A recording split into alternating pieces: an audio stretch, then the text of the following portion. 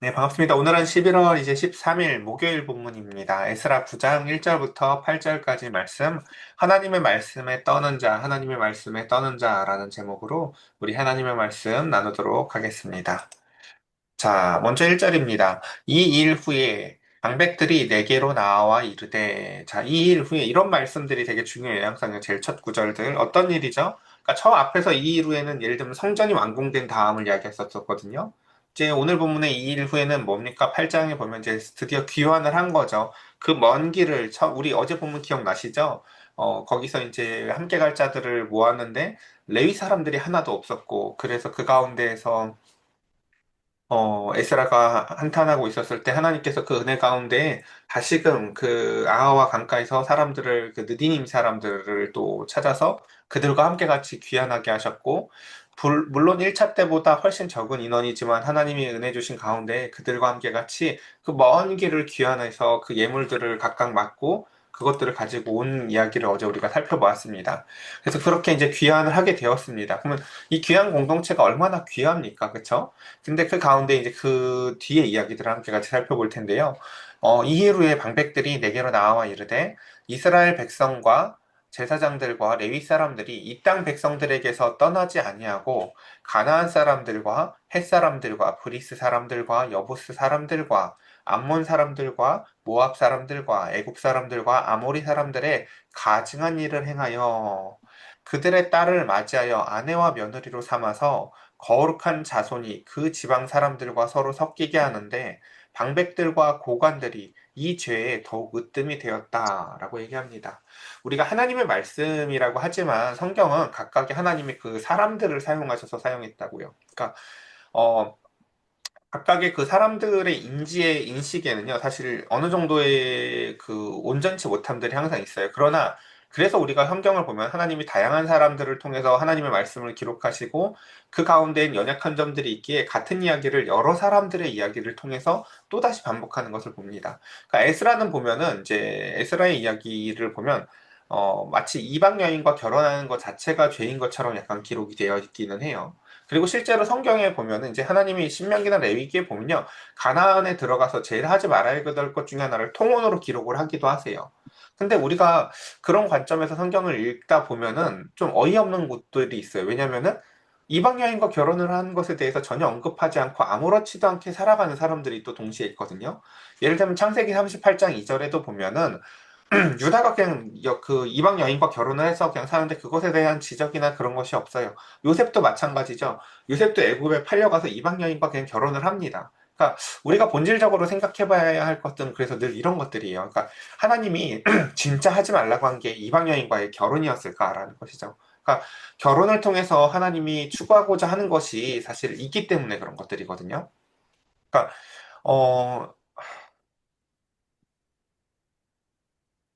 제가 이제 신앙생활을 여러분들과 함께 하면서 말씀을 가르치고 말씀을 공부를 함께 하면서 제일 추구하는 것들이 뭐냐면은, 스터디를 하는 거예요. 그러니까, 스터디가 뭐냐면 이렇게 어떤 돌이 있다면 그것을 조각해서 그 안에 있는 어떤 조각상을 발견해내는 스스로 연구를 하고 그것에 대해서 무언가를 알아내는 것인데, 이렇게 늘 뭔가 그 숙제 검사 받는 학생 같은 태도가 아니었으면 좋겠는 거죠. 늘 하라는 것만 하는 거. 오늘 숙제 하라고 했어. 오늘 말씀 보라고 했어. 오늘 기도하라고 했어.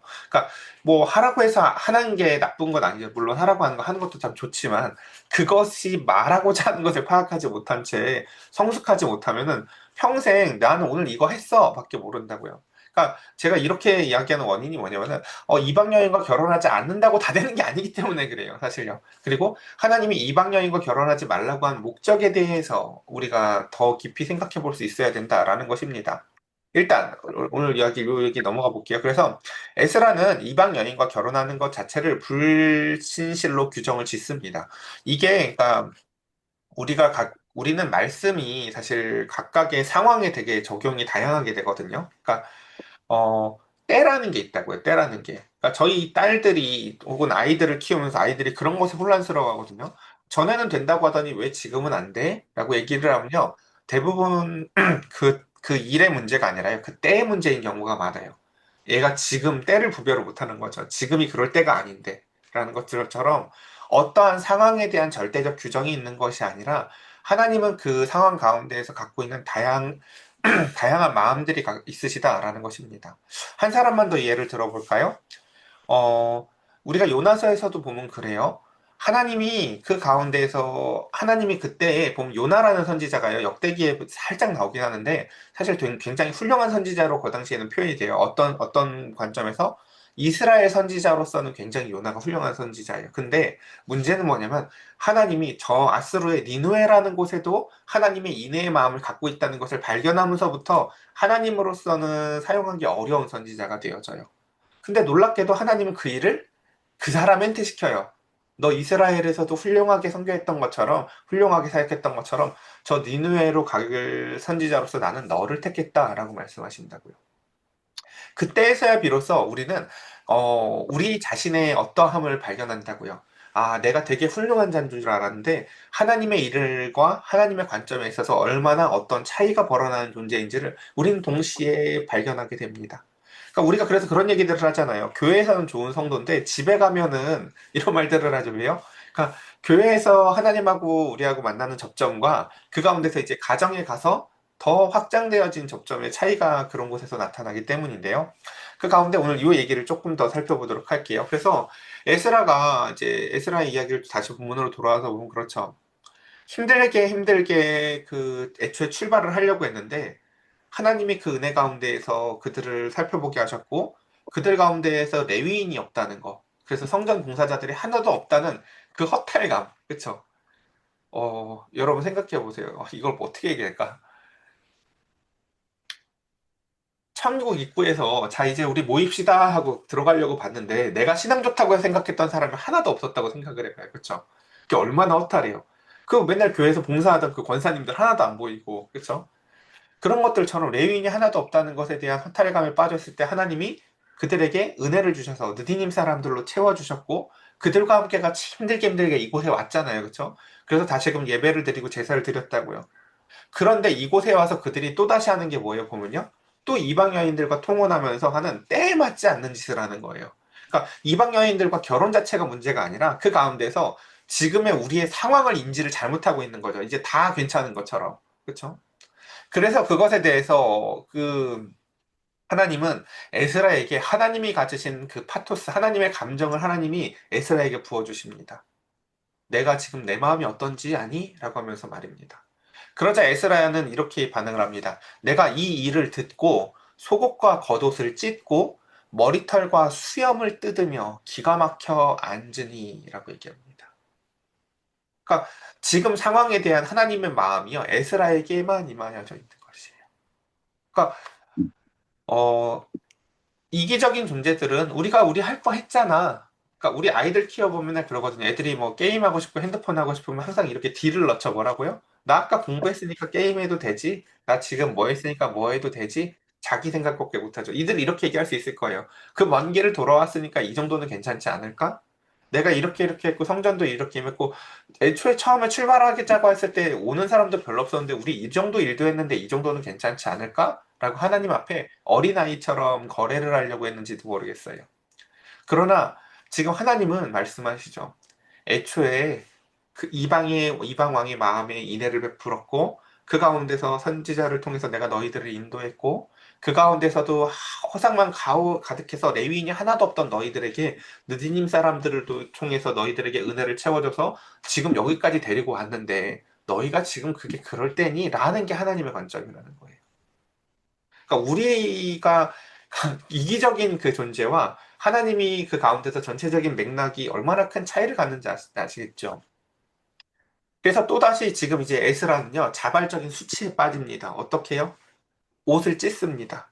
그리고 그 옷에 찢는 깊이가 속옷까지도 찢음으로써 그 얼마나 마음의 깊이가 깊고 그 가운데서 머리털과 수염을 뜯으면서 자발적 수치에 취해집니다. 어, 제가 어제 그저께 저희 그 아이들이 노는 놀이터에서 웬 여자가 막 크게 소리 지르는 게 들려서 지나가다 봤더니 어떤 여자분이 남자분 뺨을 막 때리고 있는 거예요. 근데 이야기를 지나가면서 들으니까 남편이 바람을 핀 거예요. 내가 그렇게 하지 말라고 했지? 하면서 막 뺨을 때리는데 남자분이 가만히 고개를 숙이면서 뺨을 막 맞고 있어요. 근데 진짜 지옥은 사실은 때리는 사람이에요. 예. 맞는 사람보다 진짜 지옥은, 그리고 진짜 수치도 맞는 사람 입장에서는 자기가 지금 그거 아마 대가 지불한다고 생각할지 몰라요. 근데 진짜 수치는 때리는 사람이에요. 사실요. 그거요, 지금. 진짜 지옥도 그 때리는 사람이고요. 어, 음, 맞는 사람이 속으로 무슨 생각을 할지 모르겠어요. 이걸로 내가 잘못한 걸 지금 조금이라도 탕감받고 있다고 생각을 할지 모르겠어요. 그렇게 생각하면요, 사실 영원히 그 일은 끝나지 않아요. 사실은 때리는 자가 지금 얼마나 속상할지를 감지해야 돼요. 그 자리 가운데서. 그리고 자기의 죄가 얼마나 큰지를 감지해야 돼요, 사실은요. 내가 얼마나 큰지를요. 에스라가 지금 이 상황에 처한 이유를 아시겠어요? 바로 자기 뺨을 자기가 때리는 거랑 되게 유사한 거예요. 우리가 이거 지금 자기가 한 일은 아니잖아요. 에스라가 직접 한 일 아니잖아요. 그쵸? 그 이스라엘 공동체의 리더들이 더 그러고 있는 거라고요, 지금요. 근데 그것에 대해서 지금 에스라는 이게 모두 자신의 잘못인 것처럼, 그리고 하나님의 마음이 느껴져서 자신의 옷을 찢고 자신의 머리털과 수염을 찢으면서 자발적인 수치를 감당하게 되어집니다. 그러자 4절, 이에 하나님이 그 은혜 가운데서 이스라엘의 하나님의 말씀으로 말미암아 떠는 자가 사로잡혔던 이 사람들의 죄 때문에 다 내게로 모여오더라. 라고 하면서 그 가운데서 하나님은 그 가운데 뭐라고요? 이스라엘의 하나님의 말씀으로 말미암아 떠는 자가 사로잡혔던 이 사람들의 죄 때문에 다 지금 나에게 모여더라. 라고 얘기하며 하나님은 그 가운데서 어떤 사람들을 다 지금 찾는다고 얘기하세요? 하나님의 말씀으로 말미암아 떠는 감각이 있는 사람들. 지금 누구처럼요? 바로 이 에스라처럼. 그러니까 이 감각은 누가 줄 수가 없어요, 여러분. 다시 예를 들어볼까요? 나 게임했으니까, 아니, 나 공부했으니까 게임해도 되지? 라는 사람한테 지금이 얼마나 중요한 때인지를 설명하는 게 어려운 것처럼 그 가운데 우리가 지금 이렇게까지 하나님을 위해서 그곳을 떠나왔고, 그 가운데서 이 먼 길의 여정을 다 감당해 왔고, 내가 이게 내 내 공로라고 생각하는 사람들 입장에서는 이게 내 의가 아니잖아요, 사실요. 내가 한 일은 맞지만 이 모든 시작이 하나님의 은혜였고, 이 모든 과정도 하나님의 왕이 보호해 줬던 게 아니잖아요. 하나님이 보호해 주셔서 그 여정을 감당해 왔기 때문에 이것을 은혜로 봐야 되는데 이것을 내 의로 보는 사람들이 있다는 거죠. 교회 생활하면서도 그래요, 간혹. 하나님의 은혜 가운데서 20년, 30년을 신앙생활 잘했다라고 은혜를 고백하는 사람도 있지만 내가 권사를 30년을 했는데 라는 제정신 아닌 소리를 하는 사람이 있어요. 그 말이 무슨 뜻이야? 그게 자기 의라는 뜻이에요. 내가 이 교회를 30년을 섬겼는데 뭔 소리를 하는 건지 모르겠어요. 내가 이 교회를 30년을 섬긴 게 아니라요. 하나님이 우리의 삶을 30년간 돌보신 거죠. 그래서 그 가운데 이 사람들의 죄 때문에 내게로 모여더라. 그러면서 내가 저녁 제사 드릴 때까지 기가 막혀서 앉아 있더니, 그러니까 이 기가 막히다는 단어가 딱 하나님의 감정을 정말 잘 보여주는 것이에요. 기껏 그 다 해서 했더니, 그러니까 우리의 삶에 보면 우리가 자녀들을 키우거나 혹은 나랑 마음이 너무나도 동떨어진 배우자를 보면서도 이런 감정을 느낄 수가 있어요. 기껏 장바다가 기껏 음식 만들어줘가지고 기껏 먹었더니 한다는 소리가 이럴 때 있죠. 그렇죠? 지금 상황 파악을 이게 이 맛이 맞아? 내가 전에 먹던 거랑 다른데 이러면 이제 그쵸 기가 막히죠. 하나님 입장에서 그들을 그렇게 데려와서 그들에게 이와 같이 했는데도 불구하고 어, 이 정도는 괜찮지 않아? 라고 이야기하는 그들을 보며 에스라는 하나님의 감정을 고스란히 느끼며 그 기막히고 속상하고 수치스러움을 홀로 감당해 나아가며 하나님 앞에 기도합니다. 우리는 다시금 그래서 이것들을 기억했으면 좋겠습니다. 성령께서 우리의 마음에 조명하여 주실 때 다시금 우리는 그것을 기억하게 될 거예요. 우리가 이 모든 것을 오기 전에 우리 가운데는 레위인이 하나도 없었다. 그때야 욕하기 좋죠. 야, 그 레위인들 알고 보니까 다 가짜였어. 중요한 건 뭐예요? 새로운 리더십들이 이곳에 와서 또다시 그 제2의 레위인들이랑 똑같이 행하고 있다라는 것이에요. 오늘 본문의 앞에 보면 뭐라고 되어 있어요? 그 고관들이, 그 권력자들이 먼저 그랬다고 돼 있어요, 보면요. 그래서 내가 저녁 제사 드릴 때까지 기가 막혀 앉았더니 5절 그러면서 이제 드디어 에스라가 그 모든 것을 그 감정을 그 마음 가운데서 받아들이며 하나님 앞에 이렇게 기도합니다. 저녁 제사를 드릴 때 내가 근심 중에 일어나서 그러니까 근심 중에라는 번역이 뭐 완전 틀린 건 아니지만 겸손하다는 단어에 더 가까워요. 그러니까 완전 낮아져 있다는 거예요. 지금 에스라의 마음이 완전 바닥에 깔아진 상태로 일어나서 속옷과 겉옷을 찢은 채. 그러니까, 아까 제가 그 예를 들어드렸잖아요. 엊그저께 그 놀이터에서 봤던 그분이요. 그러니까 사실 우리가 보기에는 때리는 사람이 가해자고 맞는 사람이 피해자 같지만 사실 그게 아니라고요. 사실 진짜 가해자는 맞고 있는 그 사람이라고요. 그럼 거기서 행해야 될 것도 누구예요? 그 사람이 때리는 걸 막고 있어야 되는 게 아니라요. 맞는 그 사람이 마음과 옷을 찢으면서 자신의 잘못을 자복해야 돼요. 정말 미안하다고. 내가 잘못했다고. 그러니까 하나님이 우리 하나님과 우리 사이를요, 연인 관계 혹은 사랑의 관계로 비유하자면 늘 우리가 바람을 피는 문제인 거거든요, 사실은요. 나를 바라보라고. 내가 너를 인도했다고. 내가 너를 위해서 지금도 이렇게 행하고, 너가 부족한 것 같아도 내가 그거 다 채워줄 거라고. 라고 하면서 하나님은 우리에게 신실한데, 우리는 끊임없이 하나님이 아닌 또 다른 존재를 통한 우상을 만드는 것을 하나님은 우리에게 말씀하신다고. 그래서 우리는 하나님이 우리를 때리는 것 같지만 사실은 맞는 우리가 가해자인 거라니까요, 이게. 맞고 있어도. 그러니까 그 상황에서 다 맞으면 괜찮겠지라고 70년을 보내면 안 되는 게 아니라고요. 옷을 찢으면서 우리가 하나님의 마음을 얼마나 아프게 했는가를 자발적으로 고백할 수 있어야 돼요. 하나님이 우리로 말미암아 얼마나 마음이 고통스러우셨을까, 얼마나 수치스러우셨을까.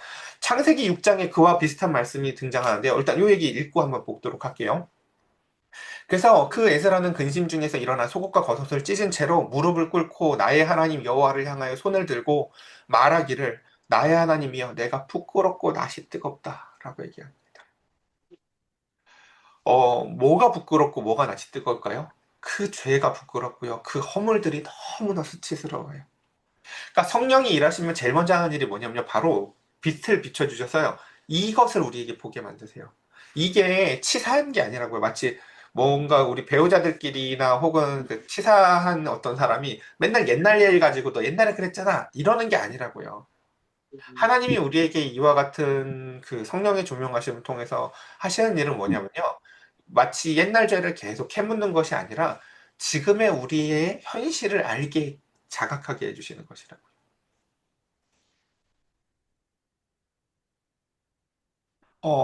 제가 자꾸 제 얘기는 어제 이제 또 집에 돌아오는 길에 떤 남자분이 전 처음 봤었어요. 어떤 남자분이 여기 여자분들 아침에 왜 이렇게 머리 이렇게 많은 거 있죠.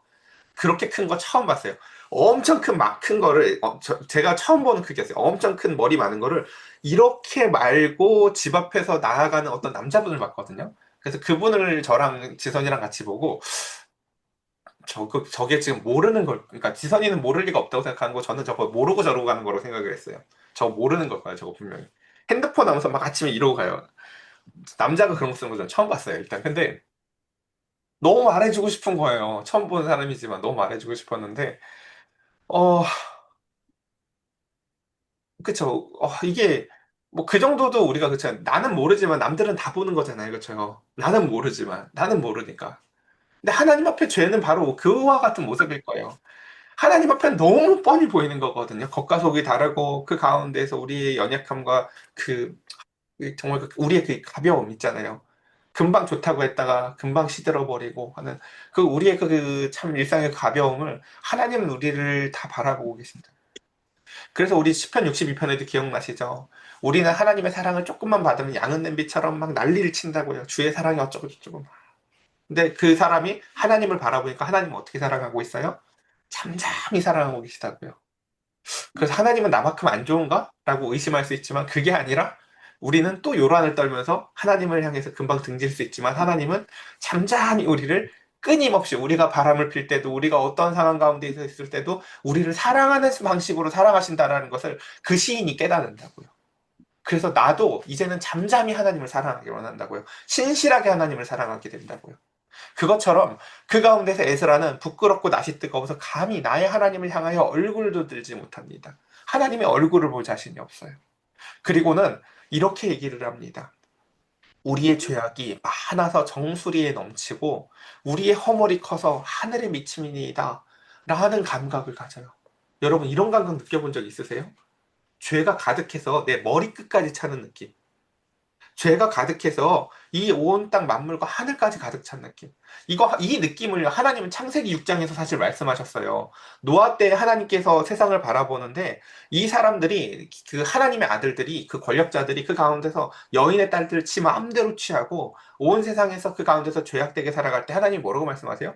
쟤들이 어려서부터 온통 죄 생각밖에 안 하고 살더라.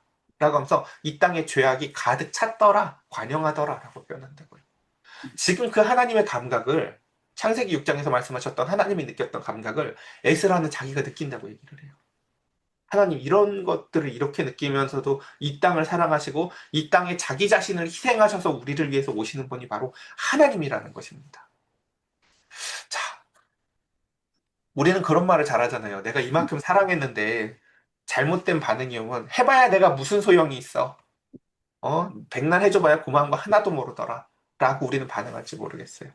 근데 그 하나님은 이렇게 행하세요. 이 땅에 죄가 간영해도 그것에 또다시 하늘의 미랄을 썩어져 죽는 하늘의 미랄로서 자신을 내어주시는 하나님이시다라는 것입니다. 에스라는 그 가운데서 그래서 이 모든 것들을 이렇게 한 절로 정의합니다. 7절. 우리 조상들의 때로부터 오늘까지 우리의 죄가 심함에 우리의 죄악으로 말미암아 우리와 우리의 왕들과 우리의 제사장들을 여러 나라 왕들의 손에 넘기사. 이 모든 것의 원인이 무엇이었다고요? 역사를 공부하는데 남들 이야기가 아니라 이게 다 우리 이야기인 거예요. 하나님과 우리 이야기. 우리 조상들의 때로부터 오늘까지 우리의 죄가 다 심했다. 우리 조상들의 죄를 곧 자신의 죄로 환원해서 에스라는 이렇게 얘기해요. 이게 다 우리들의 죄였지. 라고 얘기해요. 왜요? 우리도 그 조상들과 크게 다르지 않다는 것을 에스라는 똑같이 느끼거든요. 그래서 칼에 죽으며 사로잡히며 노략을 당하며 얼굴을 부끄럽게 하심이 오늘과 같으니이다. 우리 기억나실 거예요. 이렇게 포로기에 쓰여진 수많은 글들의 대부분의 정서가 뭐예요? 언제까지입니까? 라고 하나님한테 따지잖아요. 그렇죠? 하나님 언제까지 그렇게 가만히 계실 거예요? 라고 따지잖아요. 근데 이 하나님의 은총을 제대로 맛본 사람이라면 뭐라고 얘기를 할까요? 사실은요? 아직도 멀었다. 네. 하나님이 우리에게 베풀어 주신 그 은총과 사랑을 이해를 했으면 하나님이 일을 안 하고 계신 것이 아니라 우리가 아무것도 안 하고 있음을 알 것이에요. 제가 아까도 그 얘기했죠. 여기서 철이 없는 백성은 다시 또 그걸 물어볼 거예요. 야, 그러면 다시 그거 이혼하면 되는 건가? 이방 여인들과? 여러분, 그런 간단한 문제가 아니라니까요. 그렇게 지역적인 문제가 아니라고요. 그러니까 아예 보는 관점이 너무너무 달라야 돼요. 그러니까 제 생각해 보세요. 야, 너 공부하라고 했었는데 애가 게임하고 있어서 혼났어요. 그럼 게임 안 하면 되는 문제예요? 그게 아니잖아요. 숙제를 내주면 되는 문제도 아니에요. 스스로 내가 무엇을 해야 될 존재인지를 자각하고 무엇을 더 사랑해야 될 존재인지를 자각해야 되는 것처럼 지금 죄졌다고 혼내는 게 아니라고요, 단순히. 정확히는 사실은 문맥을 파악하지 못하고 상황을 파악하지 못하고 지금이 가져야 될 자신들의 사명이 무엇인지를 알지 못하는 그들을 향하여 하나님이 답답해 하시는 거죠. 그러니까, 이 사명이라는 게 그래요, 여러분. 저와 여러분들을 향해서 하나님이 갖고 계신 감정이 무엇일지 혹시 궁금해 본 적 있으세요? 우리가 나의 정체성을 생각할 때 나는 누구지? 라고 생각을 해보면 나는 누구누구 엄마고 누구누구 아빠고 난 누구누구 아내고 어느 교회 성도고 라는 나의 정체성들이 있겠지만 사실 진짜 우리의 정체성은 무엇이냐면 하나님의 부르심이 있다고요. 요나의 정체성은 뭐였어요, 여러분? 나는 이스라엘 선지자야가 자기의 정체성이라고요. 근데 하나님이 그를 뭐라고 부르셔요? 아니, 나는 너를 니느웨의 선지자로 쓸 거야 라고 부르시면 그때 나의 생각과 다르지만 우리는 그 새로운 정체성을 하나님 앞에서 받아들일 수 있어야 돼요. 나의 정체성을 규정하시는 분은 바로 하나님이시라고요. 나는 우리 집이나 돌볼 만한 믿음이 작은 그릇이야. 아니야. 사랑하는 자녀야. 원수도 사랑해라. 라고 말씀하신다. 그럼 그게 내 정체성이라고 우리는 믿음으로 그것을 아멘으로 화답할 수 있어야 합니다. 바로 그것이 하나님의 우리를 향한 부르심입니다. 그래서 에스라는 이렇게 7절에 있어서 그 포로기 생활에 대해서 이렇게 정리를 내려주면서 마지막 절 8절입니다. 이제 우리 하나님 여호와께서 우리에게 잠시 동안 은혜를 베푸사. 그 가운데서도 에스라는 지금 뭐가 보여요? 끊임없이 하나님께서 잠시 하나님의 은혜를 베푸는 것이 보여집니다. 기억하실 거예요. 그 신구약 중간기라고는 부르지만 사실 그 제2성전기 때 이제 신약 성경이 시작되기 전에 보면은 사람들이 이제 더 이상 말씀이 없고 말씀이 희귀했더라라는 시간을 보낸다고요. 약 400년에. 근데 그 기간에도 성전에 사람들이 찾아올 거 아니에요. 그쵸? 그리고 그 가운데 그들이 그런 일들이 있죠. 몸이 아픈 사람들이 저 샘물에 자신의 몸을 담그면 낫더라. 그래서 막 샘물 주변에 사람들이 기다리고 있어요. 천사가 오르락 내리락 할 때, 그 시대의 고작 은혜라는 것이 그런 형태를 띠고 있었다고요, 사실은요. 근데 그렇게 간절히 은혜를 바라던 자들에게 하나님이 이 땅에 사람으로 오셔서 말씀을 전하고 그 가운데서 병을 고치시고 그 가운데서 하나님 나라의 복음을 전할 때에조차도 그들은 그 어두움의 빛을 싫어했다 하고 요한복음은 증언합니다. 애초에 그러니까 신구약 중간기 시대 때 그들은 그렇게 얘기했을 거예요. 하나님이 우리한테 은혜를 안 주는 게 문제라고 얘기를 했을 거예요. 근데 막상 진짜 문제는 어떻게 드러나요? 하나님이 이 땅에 오셔보면 본래 내 문제였는지 너희 문제였는지 너희가 나를 십자가에 못 박더라 라는 게 진실이라도 진짜 우리가 우리 문제집 같은 거 어렸을 때 공부 안 하는 친구들이 문제집 살 때 많이 그런 겪었죠. 이거 사면 할 것 같고 이 책 사면 볼 것 같지만 이 책 사도 안 읽고 저 책 사도 문제집을 앞에만 풀고 안 푸는 것처럼 진짜 실존은 그 은혜가 베풀어졌을 때 알게 된다고요. 자, 그래서 이제 에스라는 8절 마지막 한 절입니다. 이렇게 읽어볼게요. 이제 우리 하나님 여호와께서 우리에게 잠시 동안 은혜를 베푸사. 잠시 동안이라는 건 하나님의 은혜를 잠깐 베푼다는 것이 아니라요. 이 상황 가운데에서도 또다시 지금 이렇게 이 상황 가운데서 하시는 그 하나님의 은혜를 잠시 동안이라고 표현하는 것이에요. 그래서 또 얼마를 남겨두어 피하게 하신 우리를 그 거룩한 처소에 박힌 못과 같게 하셔라라고 얘기합니다. 어, 죄송한데 아까 다시 그 예를 들어볼게요. 자, 아까 그 놀이터에서 아까 그쵸? 그 수치스러웠던 그 아내가 남편의 얼굴을 막 뺨을 때리면서 속상해했었고 이제 같이 집으로 돌아간다고 쳐보자고요. 어, 그리고 그 아내가 밥을 차려준다고 쳐볼까요? 괜찮아진 게 아니죠. 괜찮아져서 밥을 차려주는 게 아니죠. 그쵸? 그 아내가 걱정했던 건 뭐였을까요? 이 사람이 나랑 같이 살 생각을 완전 버린 건가? 너 그게 잠시 그런 거니? 빨리 말 좀 해봐. 라고 하면서 그가 빨리 회개의 길로 돌아오길 원하는 거예요. 빨리 그것을 대가 지불을 하고 계산을 하고 그가 나의 마음을 회복시키기를 그는 기다리는 걸 거예요. 그녀는. 근데 그는 거기서 아무 말을 하지 않아요. 사실은요. 그것처럼 그 가운데서 이제 에스라는 지금 상황 가운데서도 은혜를 베풀어주는 하나님에게 이렇게 얘기를 하시죠. 하나님, 지금 잠시 동안 또 우리에게 은혜를 베풀어 주신 하나님. 그 가운데서 우리의 얼마를 남겨두어서 우리를 피하게 하신 그 하나님, 뭐라고 얘기해요? 우리를 그 거룩한 첩서에 박힌 못같이 해달래요. 이게 바로 우리에게 제일 필요한 거라는 걸 아는 거예요.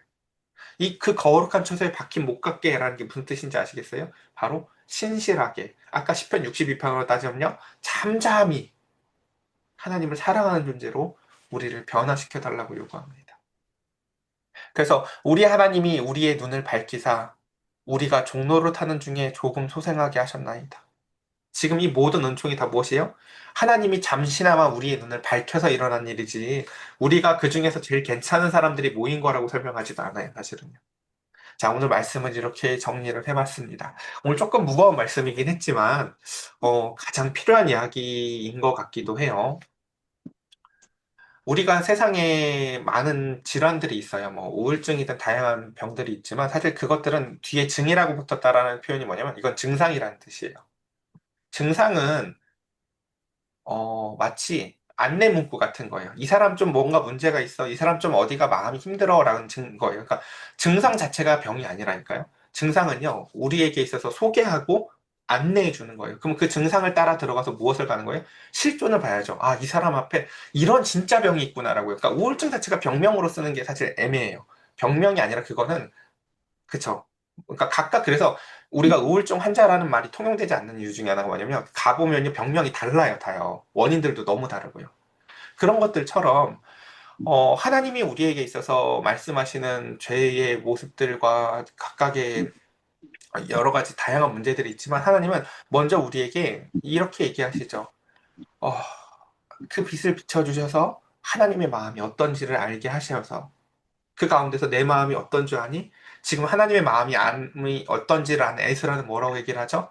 죄가 세상에 가득하고 수치가 내 머리까지 가득 찼고 그 가운데서도 또 하나님은 잠시 동안 우리에게 그래도 또 밥을 차려주시고 그래도 또 은혜를 베푸시는 하나님이구나 라는 것을 감각하며 기도합니다. 저와 여러분들에게 있어서 우리가 하나님의 마음을 기쁘게 해드리고 하나님의 마음 가운데서 함께하여서 정말 신실하게 하나님을 사랑하는 저와 여러분들 되시기를 간절히 축복합니다. 우리 이 시간 함께 같이 기도합시다.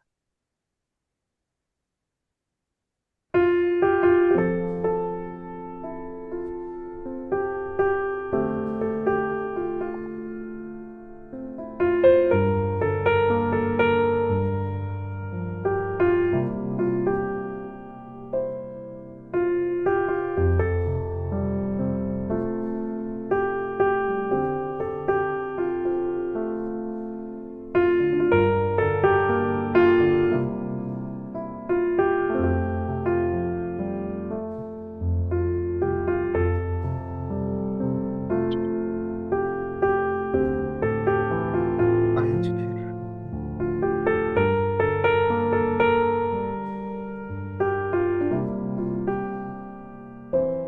이해합니다.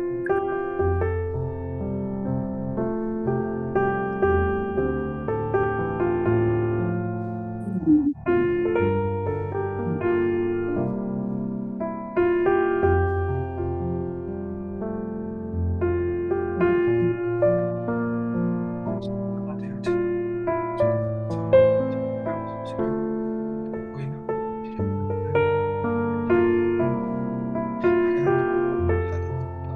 그냥 돌아오는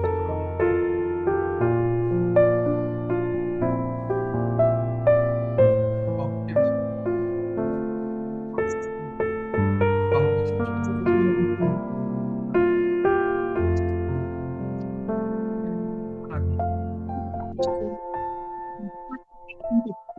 하나님 우리를 하나님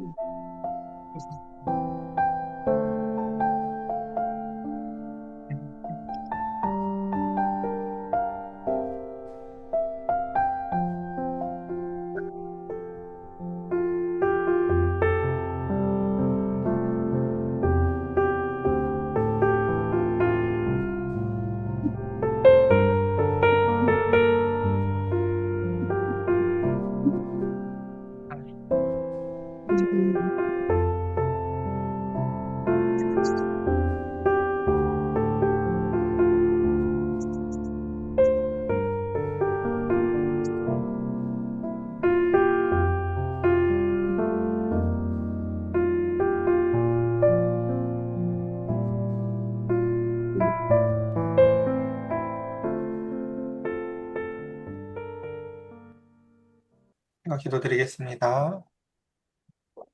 하나님, 우리 사랑하는 성도들 하나님 앞에 이 시간 기도하길 원합니다.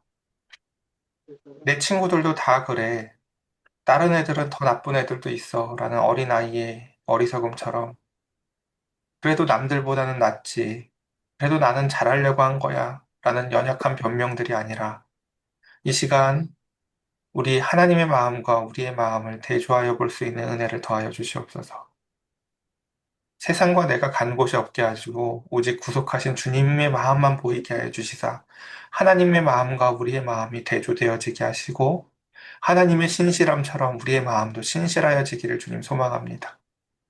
죄를 혼내려고 꼬치꼬치 캐무느르시는 것이 아니라 하나님의 사랑의 마음을 보게 하시려고 우리의 마음에 고개를 들게 하신 하나님, 우리 사랑하는 성도들 가장 더럽고 가장 추악하고 가장 무관심했고 덮여두고 쓰지 않았었던 어두운 장소처럼 죄를 꽁꽁 숨겨두는 것이 아니라 하나님 앞에 밝히 드러내고 다시금 그곳에 하나님의 영광의 빛이 들어오고 그것을 깨끗이 거룩하게 주님 앞에 신실하게 하나님 아버지 드러내고 하나님 앞에 회개하여 자복하여 살아나갈 수 있는 저와 우리 사랑하는 성도들 되게 하여 주시옵소서. 하나님이 주시는 죄로부터의 자유함이 임하게 하시고 하나님의 마음을 아는 신실함을 더하여 주시옵소서. 우리 주 예수 그리스도의 이름으로 기도드렸사옵나이다. 아멘.